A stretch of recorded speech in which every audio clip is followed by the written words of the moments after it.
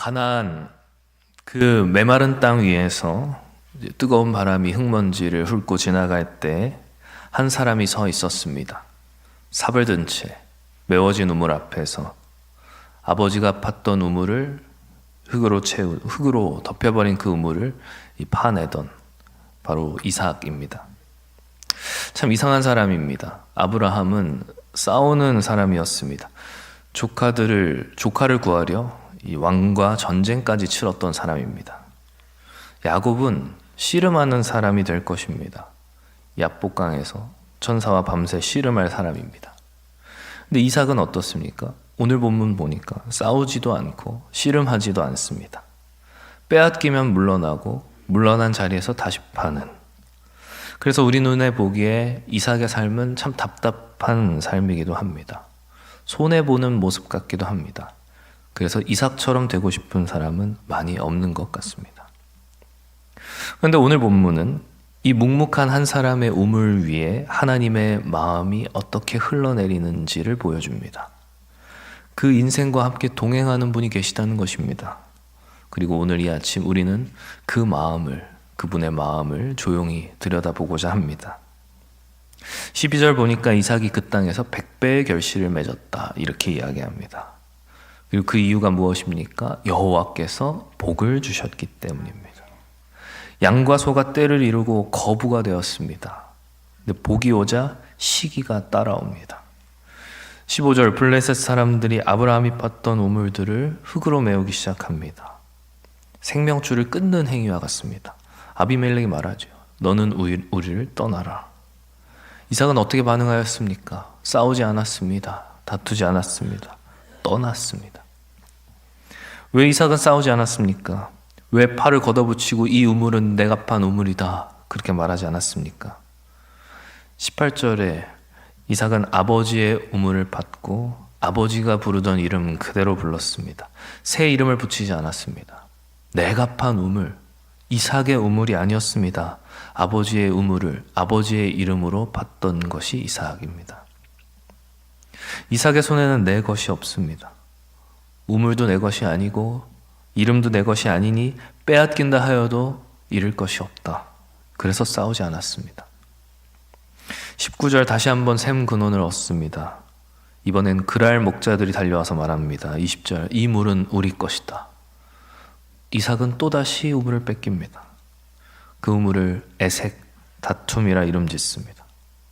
또 우물을 팠습니다. 또 빼앗깁니다. 신나, 대적이라고 이름 짓습니다.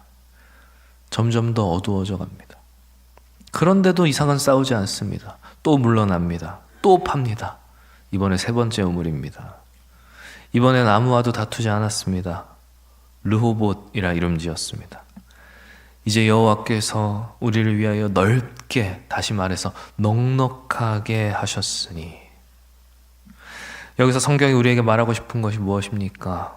이삭이 잘해서 얻은 우물이 아닙니다. 이삭이 싸워서 얻은 우물도 아닙니다. 아까 우리가 12절에서 봤듯이 여호와께서 복을 주심으로 여호와께서 넉넉하게 해주셔서 얻은 우물인 것입니다. 이상한 일입니다. 내려놓으니까 하나님께서 넉넉하게 하십니다. 포기한 손, 비어있는 두 손 위에 르호봇의 물이 흘러넘칩니다. 그리고 오늘 이 새벽 우리의 손을 가만히 들여다봅니다. 무엇을 그렇게 꽉 쥐고 살았는지, 내 것, 내 자리, 내 소유, 그 손을 펴지 못하고 있을 때 하나님께서 멀찍이 서서 기다리고 계실지 모릅니다.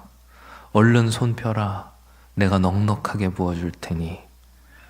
내려놓는 우리의 두 손에 당신의 그 넉넉함을 부어주시려고 말입니다.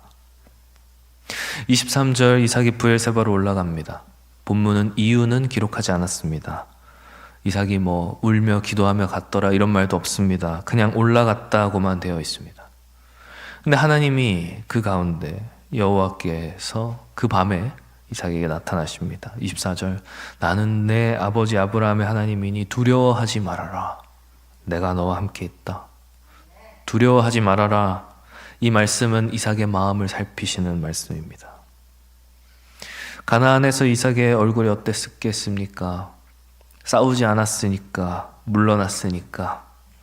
하지만 그 밤에, 그 고요한 밤에 이삭이 혼자 장막 안에 있을 때 어찌 쓸쓸함이 없었겠습니까? 어찌 두려움이 없었겠습니까? 나는 이렇게 계속 빼앗기기만 하는 걸까? 이렇게 물러나다 보면 어디까지 밀려날 것인가? 나는 과연 실패한 인생인가? 낮 동안 보이지 않던 두려움이 밤이 되면 가슴에 고이기 시작할지 모르겠습니다. 하나님은 그것을 다 보고 계셨습니다. 그래서 그 밤에, 두려움이 고이던 그 밤에 이삭을 찾아오십니다. 이삭이 부르지 않았는데 오셨습니다. 기도하지 않았는데 오셨습니다.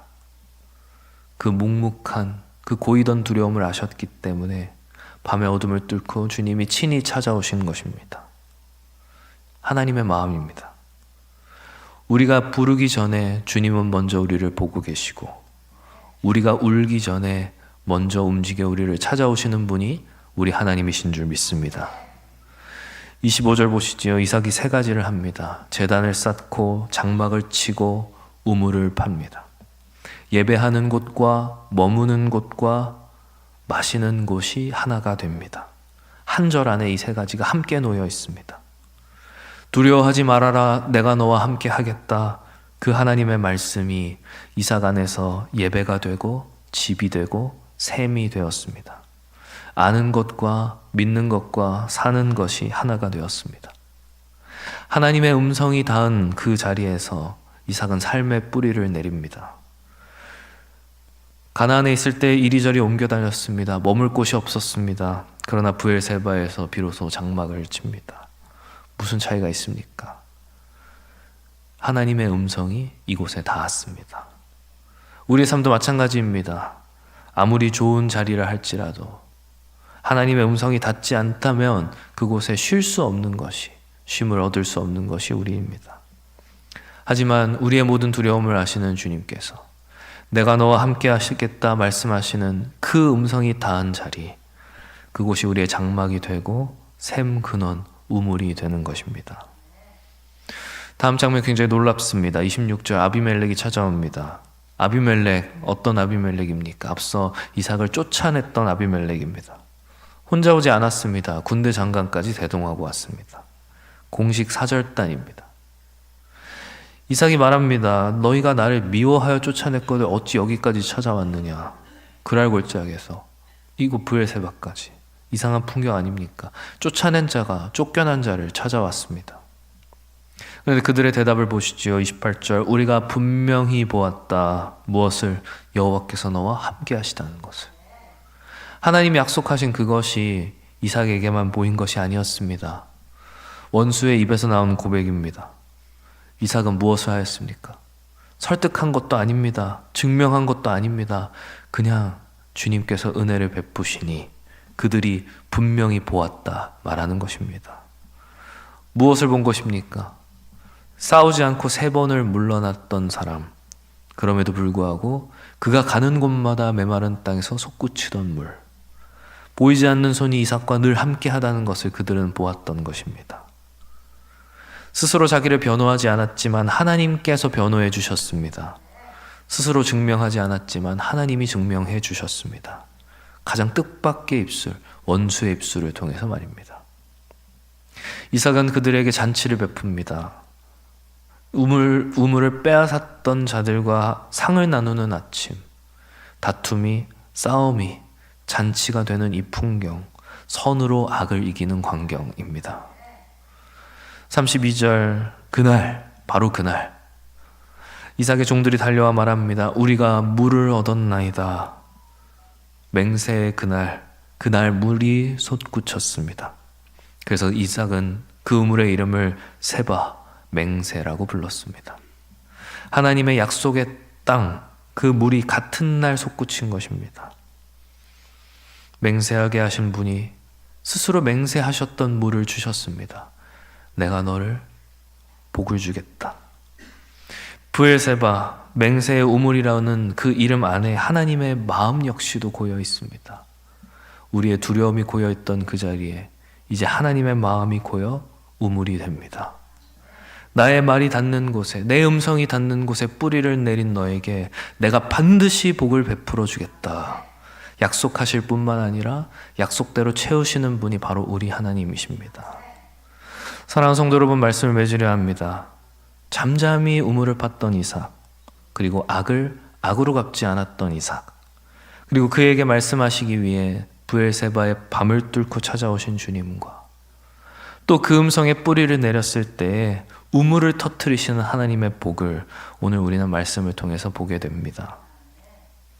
움켜쥐지 않은 손 위에 넉넉함을 부어주시는 분, 우리의 두려움이 고인 자리를 알고 찾아와서 채우시는 분, 스스로 변호하지 않고 잠잠히 묵묵히 견디었던 자에게 원수의 입술을 통하여서까지 증명해 주시는 분, 반드시 복을 주겠다 맹세하시고 반드시 복을 주시는 분, 이것이 하나님의 마음입니다.